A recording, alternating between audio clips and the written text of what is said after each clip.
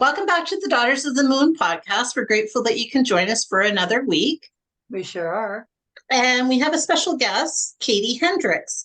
Katie is an evolutionary catalyst, contextual disruptor, and freelance mentor who has been a pioneer in the field of body intelligence and conscious loving for 50 years.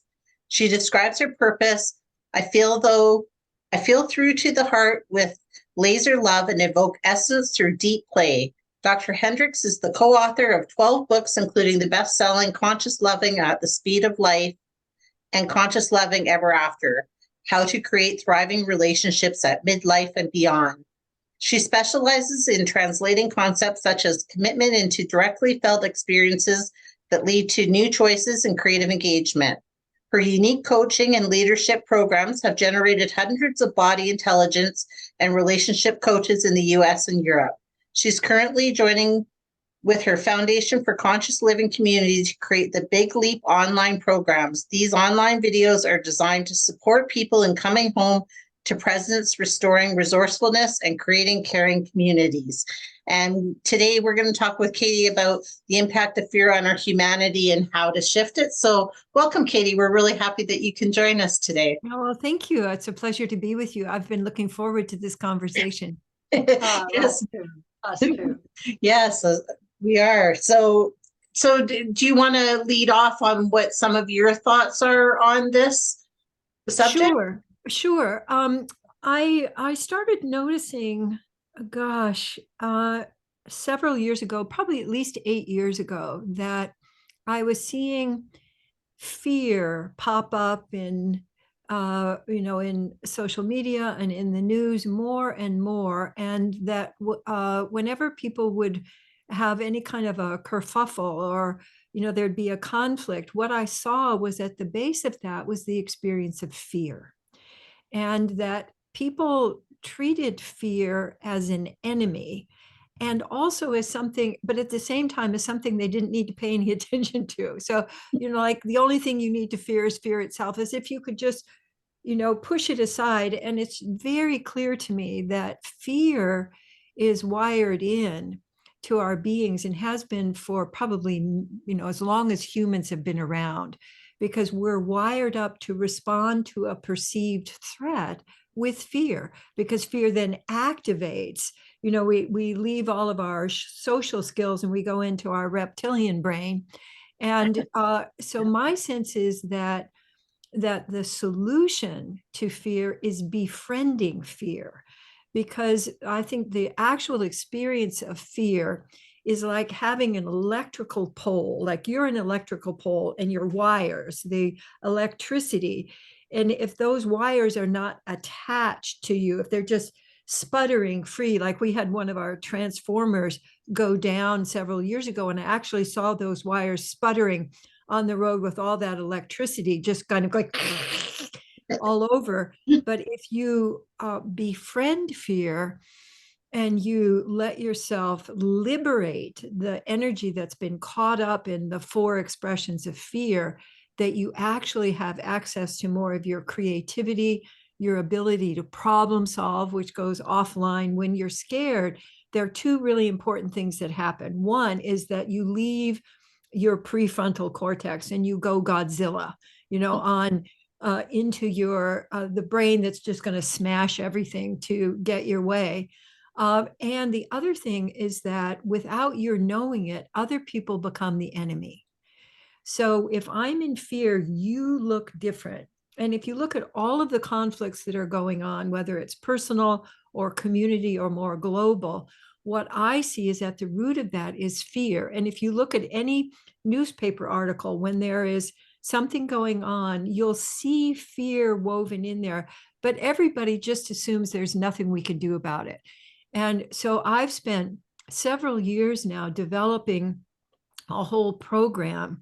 But what it starts with is something that I call fear melters, which are simple movements that allow you to move from fight and flee and freeze and faint into your full ability to engage, to participate, to do something different. So rather than repeating the same old, that we've been doing for hundreds, if not thousands of years, we have the opportunity, if we befriend our fear, we can liberate the energy that's underneath them. And I can say more about that when we get further in the conversation. But my sense is that people don't realize that they cannot talk anybody else out of fear. I don't know if you've ever experienced that, like, oh, honey, there's nothing to be scared of, stop being scared. And we can't do that. You cannot talk yourself out of being scared, but you can move yourself from fear to presence. And when you learn how to do that, a whole new world opens up. And that's one of the things that I'm very interested in. And we have a whole bunch of videos on our Foundation for Conscious Living website that will assist people in learning how to do that. And all of that material is free. We've been developing it over the last 8 years. And so it can support people if they go, oh, what else could I do? And we can say, well, there's a whole bunch that you can do that will allow you to move out of these old cycles of what we call the villain, the victim, and the hero, where we just keep going around with, oh, poor me, poor you, screw you. And then it just keeps going and going. And that's run by fear. So when we really learn that fear can be encountered, fear can be befriended, we can't stomp it out, but we can befriend it. And then all of this new energy gets liberated. I think that's a great thing, because I think right now, with everything that's going on, like you touched on, community and global wise, and a lot of the time through the media and things like that, it is fear-based. And then that totally fear-based. Yeah, it puts that into everybody's lives. And then I like that you've brought some tools that you can deal with that, because that's, I think, what a lot of people are struggling with, is this fear of the unknown, right? And at this point, everything seems to be unknown. Yes, I don't think we've ever been at a more discombobulated and chaotic. I mean, even, the polarization is a whole other thing, but having lost a lot of the structures, particularly here in the US where we live, a lot of our structures have just crumbled. And so how are people going to get along? It's rather than us versus them, and we're going to smash you. And I don't think people realize that what the fear does is activate our adrenaline responses. And our adrenaline responses are what I call a fast-acting but short-lasting drug. Adrenaline is a non-renewable drug, and it activates your kind of, and you think that you're getting energy, but what you're really doing is getting your addiction amplified. Because when the adrenaline wears off, like if you get really mad at somebody, because you made me, and then it drops off, and then what often happens is people they feel depressed, or they lack of energy, so they get more adrenaline. Like if you notice, the movies have more things blowing up, their whole world blowing up, there's everything is a total emergency. That's adrenaline, and adrenaline wears people out. So it's part of why I think we see so much more dis-ease, illness, people not being able to function, loneliness, because all of those things come from the separation that fear and adrenaline create. So, just like people might get, addicted to chocolate, or, they get that, you eat the chocolate and you have that burst and then you feel depressed. It's really the same thing at an emotional and an energetic level. And when people get a sense of, when I'm present and I'm connecting with others and I'm able to collaborate, I get a whole different kind of fuel, the fuel of connection. Because we know now that the antidote to addiction is not more drugs, it's connection. And fear keeps us from really receiving that nutrient of connection. And when people are able to just even open up for a few minutes to receive another person instead of being afraid of them, they get to open up to a whole new level of, this is possible. oh, it's possible to co-create with people, even people I don't know, or I may not really agree with everything. We can find our human commonality that allows us to support each other as humans on the planet. And so I'm very I'm encouraged by what we've seen so far with people experimenting and using what I call fear melters, which are these simple movements. But at the base of that is shifting from our go, go, go, fast, fast, fast, more, more, more, consume, consume, as a way of trying to feed ourselves. But what we're really missing is the real food, which is deep presence and connection. Very true. Very true. I know when I'm fearful or something's not going in the right direction, I'll often stand there and then turn in a circle. Yeah, just you're moving and you're shifting, Yeah. so literally when like when people are in fight, if you just think of making boxer move, when you're in fight, you're not using you get bigger, you get more elevated, but you're not actually connecting with your feelings. That is a reflex that we're like gorillas. We do the same thing. We do the get away from me. And but when people are in that all the time, it exhausts them, both their nervous system, but also our ability to do anything different. And so for fight, what we have people do is ooze, which is kind of like you're turning around in a circle. You let yourself ooze because a lot of the fight comes up across your shoulders. And so if you're oozing, you can't fight. And when you have even just a moment of getting freedom from fight, underneath fight is our ability to really forge new paths, to move into life. But fear, when we're in that fight experience, the only thing we can do is kind of push back against other people. So each of the moves allows us to liberate more of our authentic energy. And that Right, makes sense to me because I find like just to have talked to different people and stuff, like dance is another thing, like, right? Just that movement creates and lets go of that energy. And Absolutely. so it makes me think when you were saying that we hold our fear too, and which is why we get these body aches and pains that we have that Yeah. creates the dis-ease. And Yes. so I think through this movement, you just generate this creativity and that allowness of letting go.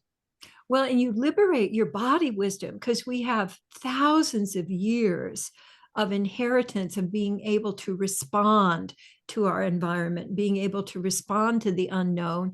And we're here because our ancestors did that successfully. They responded to all disruption, unknown, and were able to navigate their way through.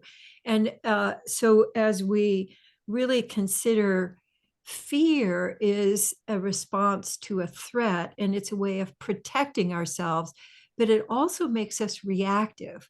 We're not able to be creative and to engage proactively. We're just simply reacting with old patterns. And so basically the fear melters are letting yourself move rather than going in stereotypical patterns. So you move either with oozing, or when you're in flee, like I'm out of, I got to get out of here. The move is rooting, where you imagine the roots coming out of your feet and out of your hands and growing down into the earth, and that you're receiving the nutrient of presence from the earth. And when you make that move of rooting, what that opens up is your readiness, your ability to respond to the unknown, rather than I'm just out of here. I'm either going to punch you or I'm out of here. There's this ability to actually create in the moment, in the unknown. And then the third one, freeze, which most of us are very familiar with. Just think of a loud noise where you have that startle, but imagine living in that all the time. It is a mammalian response that we all have. One of the functions is to make you invisible. So when you freeze and you're not moving, the predator can't see you. But when we're frozen, we also can't do anything about what's going on. And so for that, and this is probably the easiest one for everybody, is that you can let your fingers and toes start wiggling. Because usually when people are frozen, people say, oh, just relax. There's nothing to be scared of. And you can't do that when you're in fear. But I have found, even if I'm frozen, I can wiggle my fingers and toes. And then I can let that wiggling start moving up my body until I've wiggled myself. And then, oh, here I am, and I can engage. I also have a short form of this that you can try out if you want to.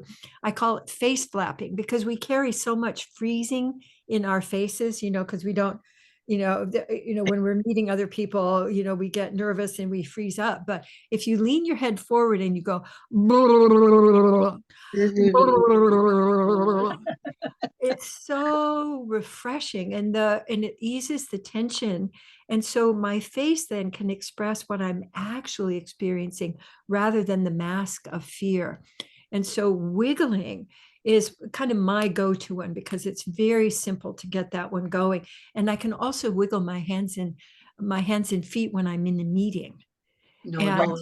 yeah, and so I can kind of do my little invisible wiggling, like I'm doing that like mad under my in my chair, and then that gives me vitality to be able to engage. But I think the biggest one that people are unaware of is what I call faint. And it's what mammals do when they've reached the end of their resourcefulness and they've given up. And so animals that are on the verge of, predators got them and they're on the verge of death, they go faint. They just give up. And I think that thousands, if not millions of people in the world are in faint, where they just don't feel any energy. They feel overwhelmed. There's this, I'm so tired. And They feel also nothing. can't think. So that when people get confused and they say, oh, I just can't figure this out, that's faint. And what I teach people to do is what I call love scoops, that you reach out and you bring in love and presence for yourself, and you actually are bringing it in. You can shower yourself with it, you can hug yourself with it, but what you're doing is actually breaking through that trance of the faint. Because when you're in faint, you just kind of feel like you have no power at all. But the first moment that you reach out, oh, you're declaring, I'm here in the world. I want to participate. I want to help make choices. And then you can begin just making that next choice will unlock the vapor lock so that you can begin then co-creating something different rather than the same old. I mean, aren't you just tired of the same old? You hear, like philosophy, thoughts and prayers, like, that, no, that I think comes out of faint. It's like, there's nothing we can really do. So thoughts and prayers. So what I would like to do is have people have thoughts in their bodies and prayers in their bodies. So, because that's where all of your wisdom can give you new ideas for your brain to work with rather than the same old fear-based ones. Mm-hmm. I thought you were going to say something. So I like the love scoop one because it's like you're taking that energy that's out there and surrounding us and bringing it into yourself, yes. Right? Yes. And just releasing through that, because I agree. It feels like a lot of people are walking around in that almost kind of zombie-esque.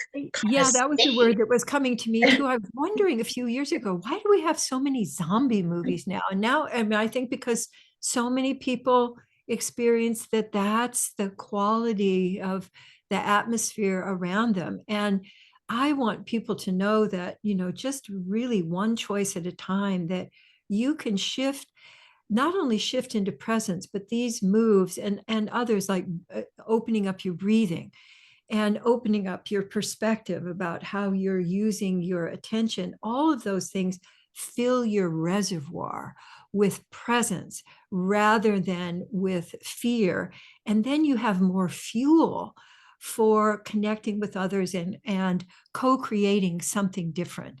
And I'm seeing that happening among, the people with whom we've shared our work, but also people are taking it into business relationships and into counseling of all kinds, but also into communities.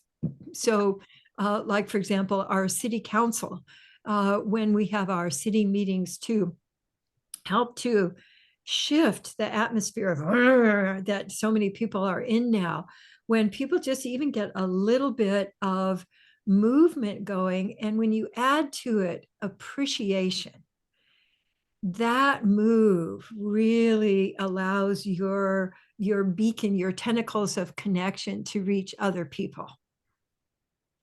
Yeah. That makes sense. Yeah, it does make sense. And I find like now a lot of times people, instead of are showing up present, they're showing up with that guard on them first, like you said, like, right? It's like they're up in arms before there's any even conversation about anything. Right. That's the fear response leading. And Exactly. so if Yeah. fear is out there in front, it's really like, who was it? Godzilla and King Kong, that movie between the two of them. It's like we do that.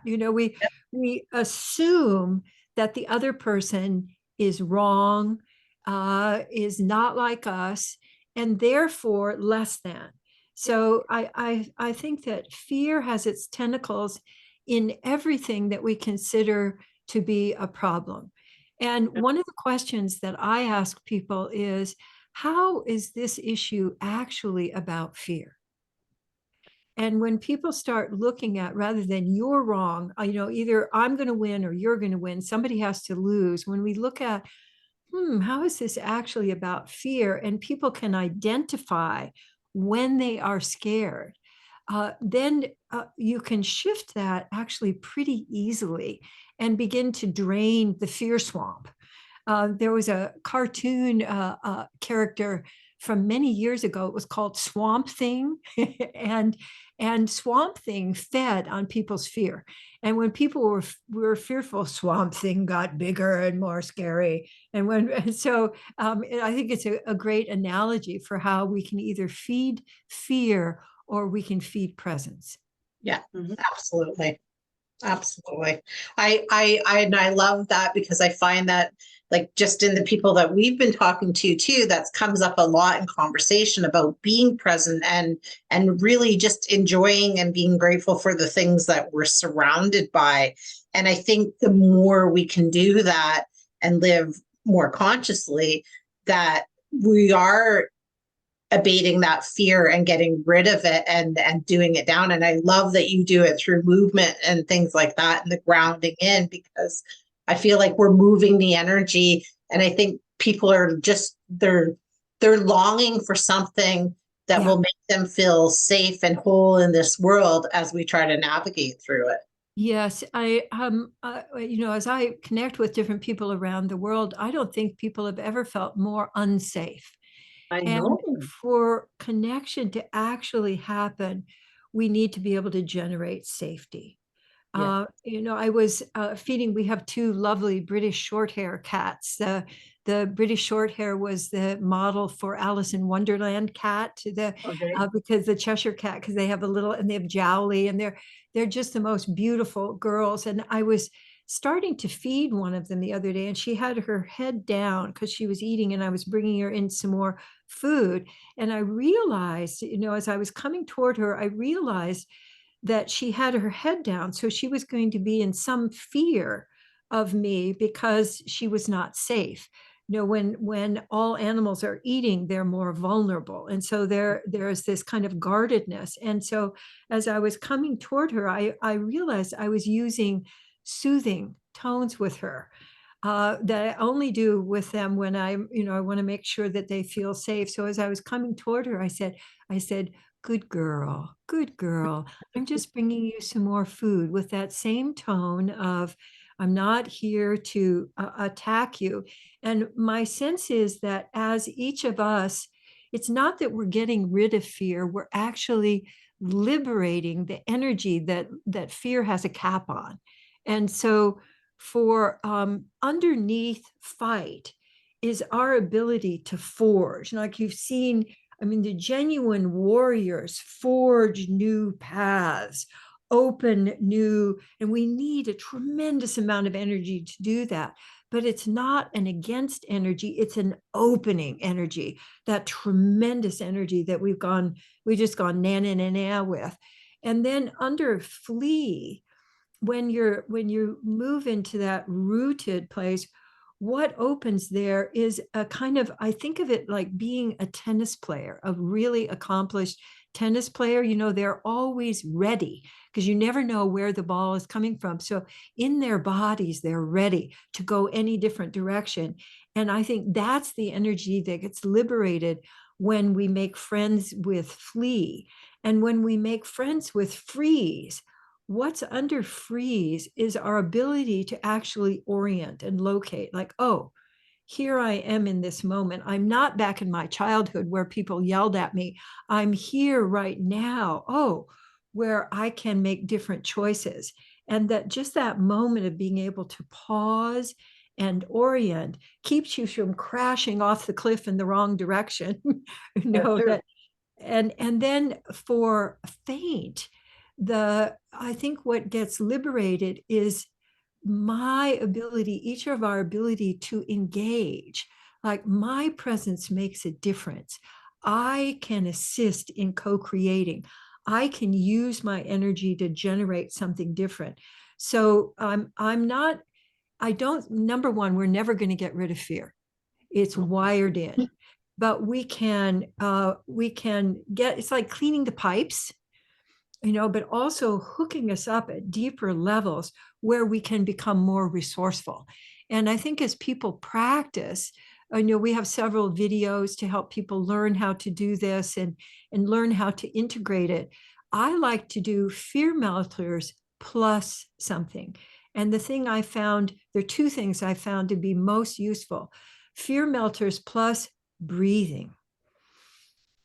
So taking relaxed, easy breaths, then you get to experience life for a few minutes, literally free of fear. And your body and your brain get to go, oh, I like this. Oh, I think I might like a little more of this. And when you're moving in that direction, you then get to build. And the other one, so breathing, and the other one is appreciation. So if I'm doing fear melters and then I appreciate anything, like I'm appreciating that it's cooler today than it has been because we've been in a little bit of a heat wave. So I'm appreciating how I feel when I open the door and I can smell the breeze and it's cooler.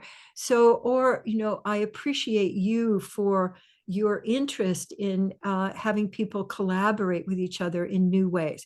So when you genuinely appreciate, you're creating new wiring, and new wiring that's really based on presencing, connecting, and creating together. I'm always waiting because I always cut her off. Yeah. And I think that's so true because even things like here today, it's snowing.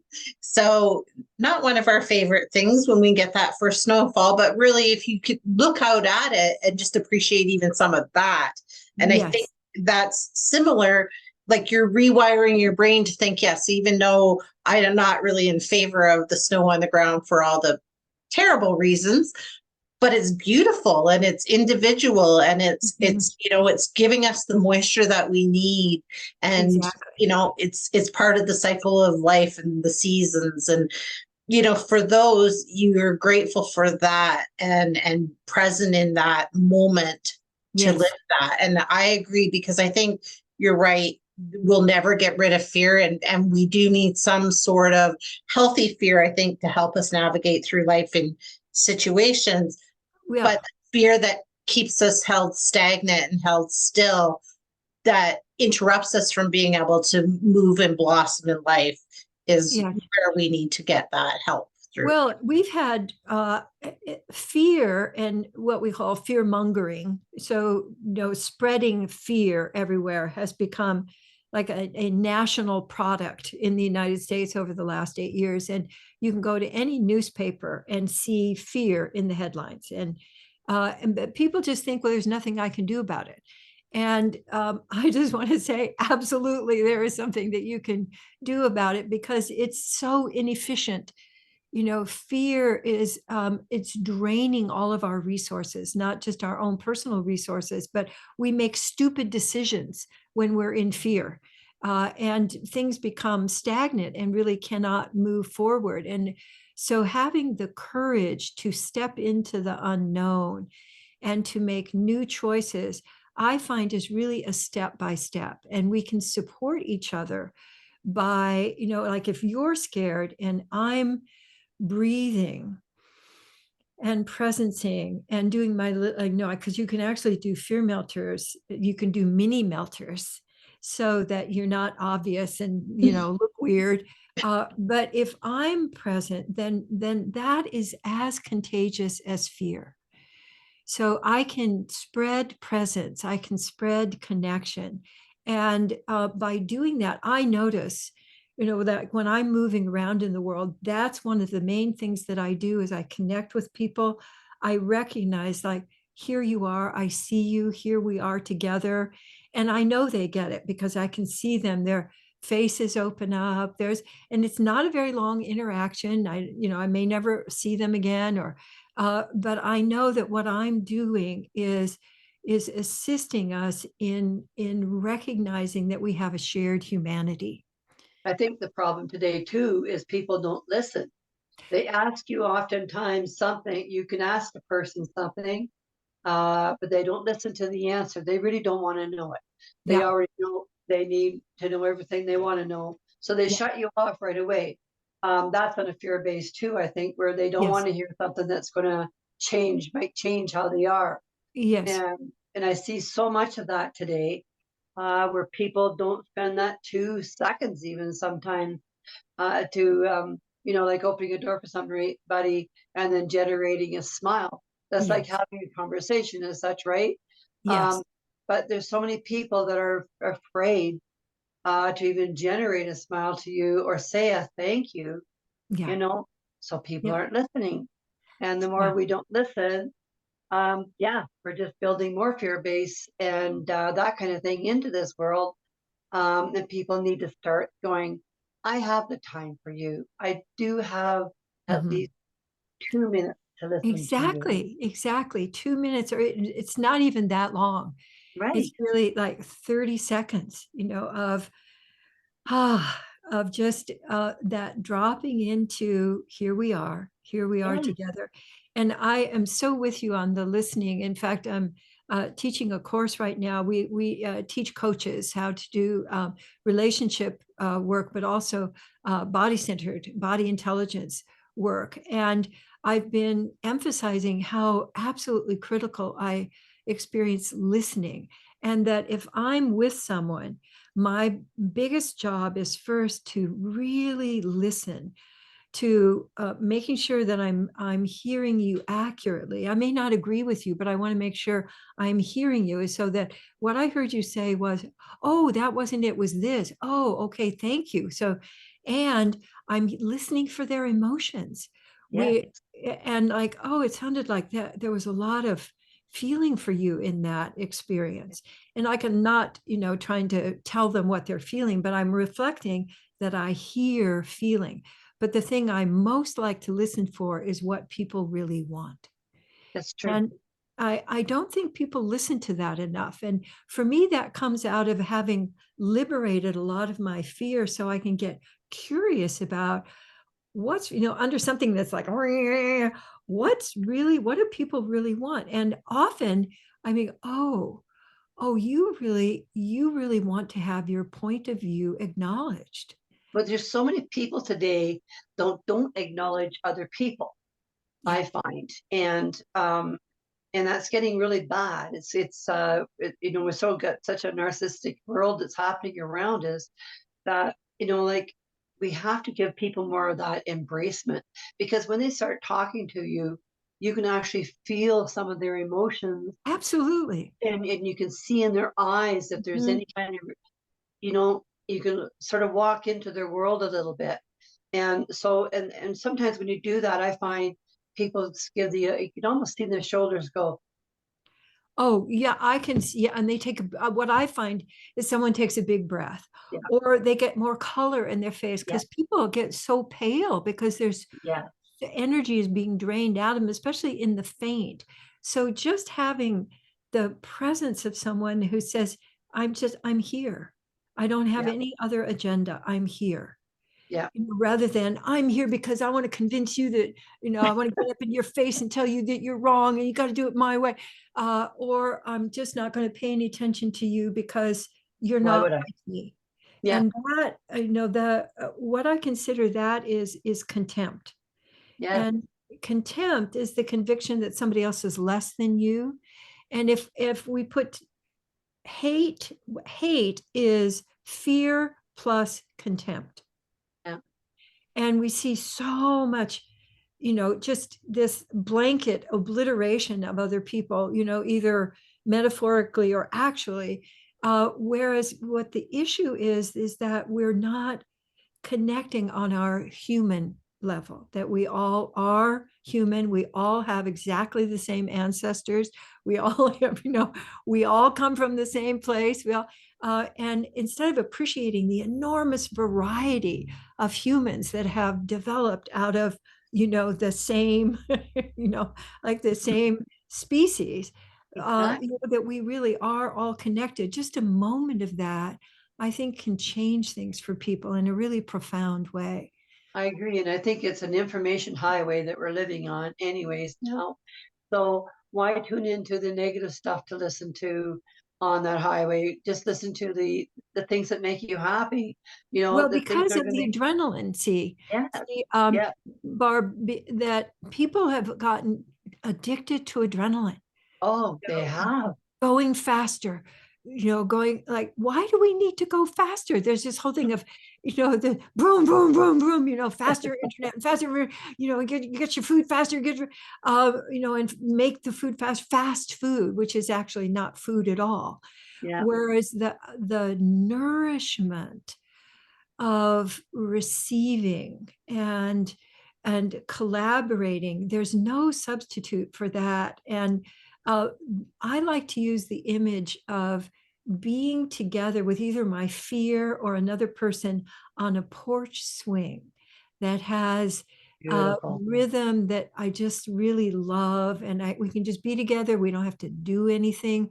That connection, I think, is what people are really, really longing for.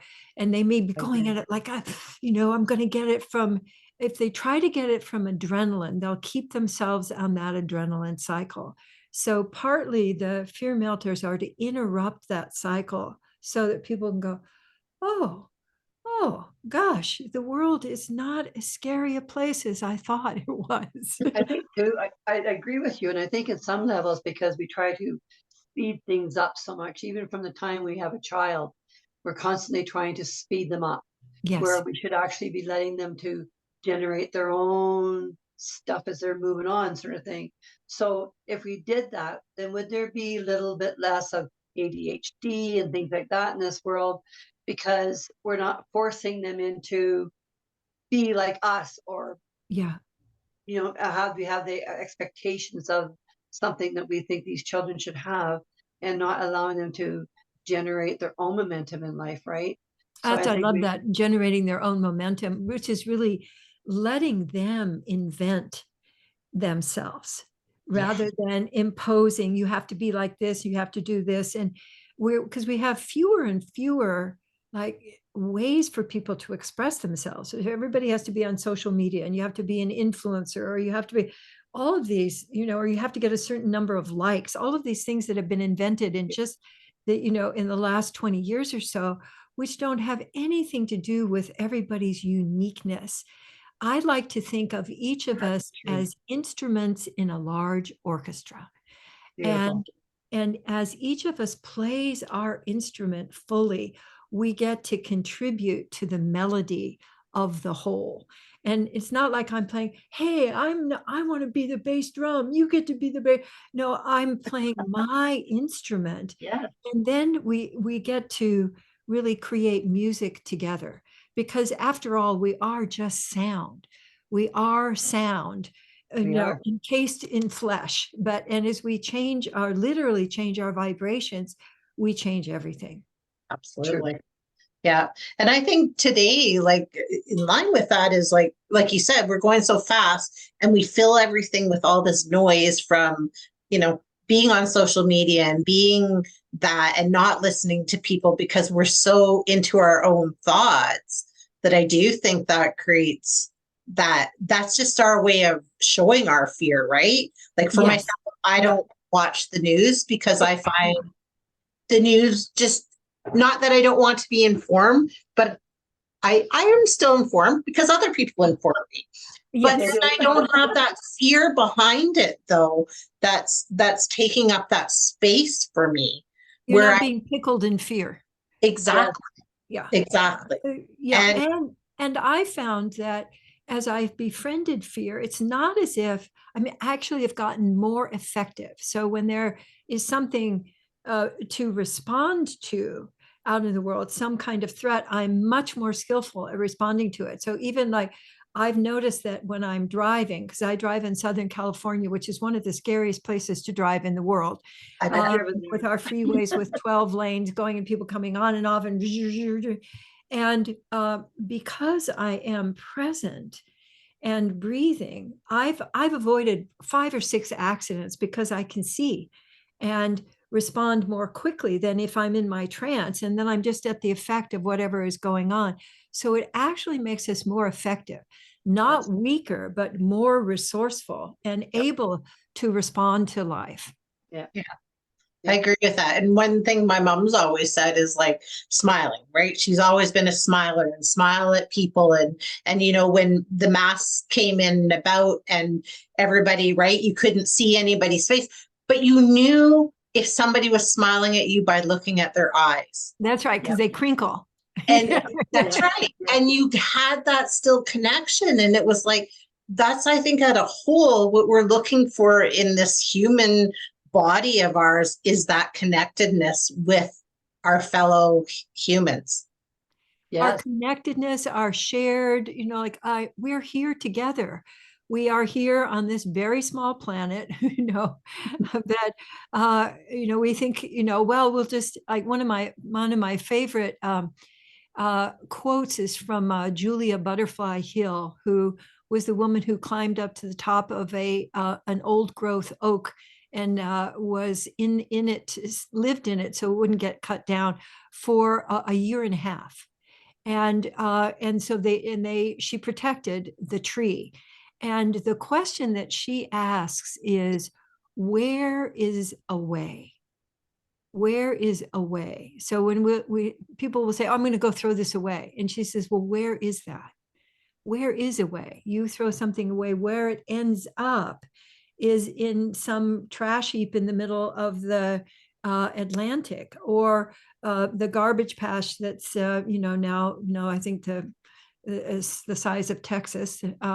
So the whole sense of nothing goes away, but it can be transformed. So our fear can be transformed. The other thing I think is so valuable for us to know, because most people, because of these guys, because of most people think that they live from here up. Yeah, that true. it's me That's and my true. phone. And so people are not moving, they're not breathing. But what they don't realize is that signals from your body, from your sensations, get to your brain 4 to 10 times faster than your thoughts. Your feelings get there first. And so as you're letting yourself participate with your whole body intelligence, you get smarter. You give your brain more to work with. Your brain can only work with what's being delivered to it. So if you're telling yourself the same old story of people are no good, people are scary, people are blah, blah, blah. When you tell yourself there's your brain believes that and then makes decisions that are based on that. But as you're practicing presence and connection, then you get much, much more choice and more of a chance for all of us to express ourselves in life and to contribute. Because right now, there are not very many ways for people to contribute to others. Like almost everybody says, I want to make a difference. But, how can they do that when everything is all speeded up and you only have, like, you can do this or you can do that, or you can just forget it. I think it goes together with people developing what my husband Gay and I'll call developing your own genius.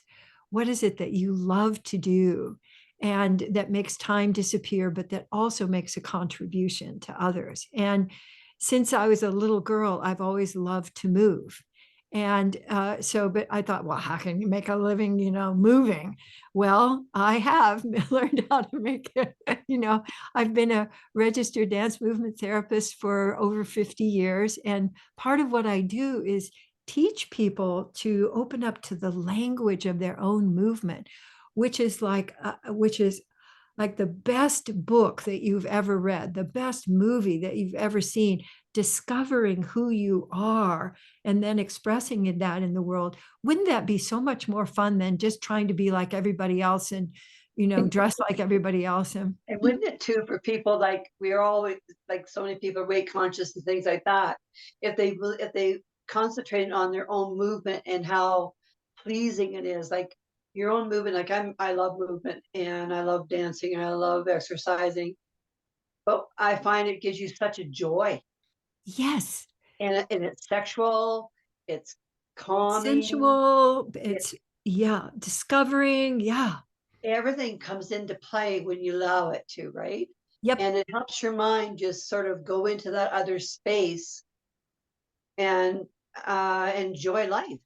And and if so everybody could that's the point. So Yeah. the point is to be alive and to enjoy being alive. Whereas your own adrenaline body. is, you got to get somewhere, you always got to get someplace else, someplace better, someplace more, like more money, more everything, rather than the joy of actually being alive.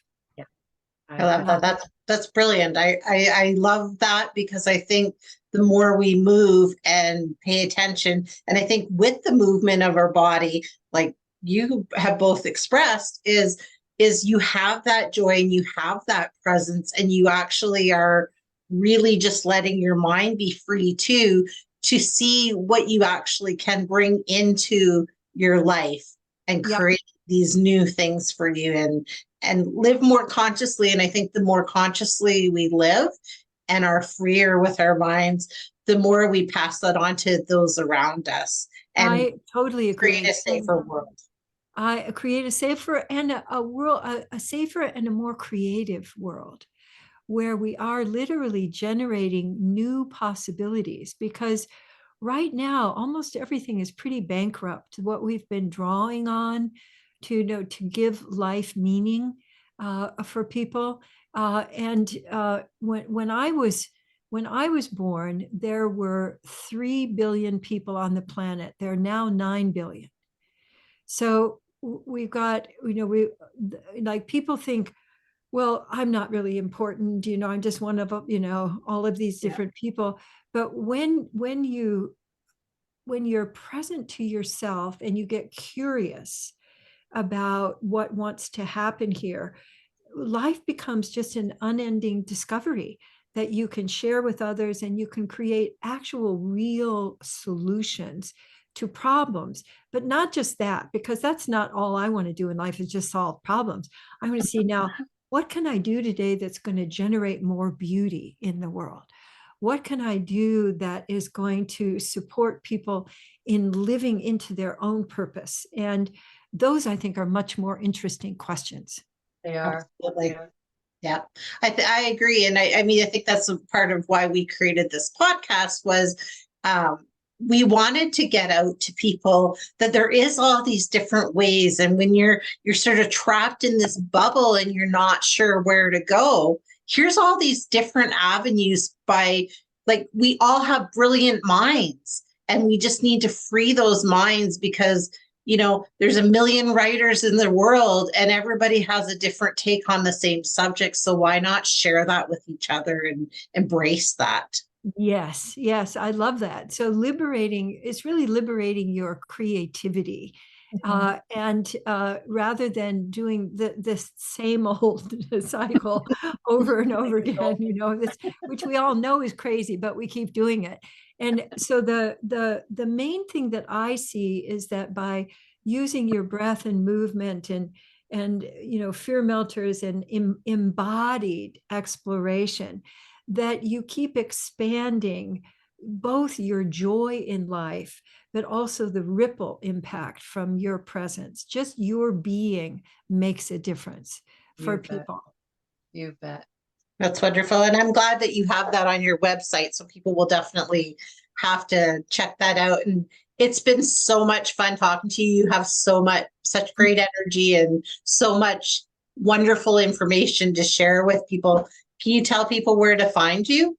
Yes, there are actually 3 places you can find us at least. So we have 2 websites. The one I've been talking about a lot is foundationforconsciousliving.org. It's our nonprofit. We have literally dozens of videos, suggestions, so people can learn how to breathe. They can learn how to shift from fear to presence. They can learn how to collaborate with others on that website. And then on hendricks.com, we have a lot of relationship material and also our seminars. So if people are interested in learning how to be a coach or, learning about the products that we've developed over the years, we also have on Facebook, we have a Facebook page that's called Hearts in Harmony. And we have regular relationship tips that come out every day. Nice. That will help you in enhancing your relationships, because we've been probably, I think we went from 6 couples in our living room to 10 million people on Oprah when we published Conscious Loving. And Conscious Loving, I would suggest to anybody who wants to have a more enhanced relationship.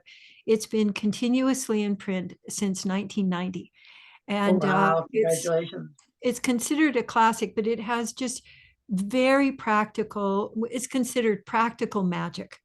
So we like magic and we like practical, like, okay, what can I do here? So we combine both of those. So it's not just, oh, I hope you all get better, but here's something that you can do that's going to make a difference. So those were some of the places where people can find us. Wonderful. That's Thank you.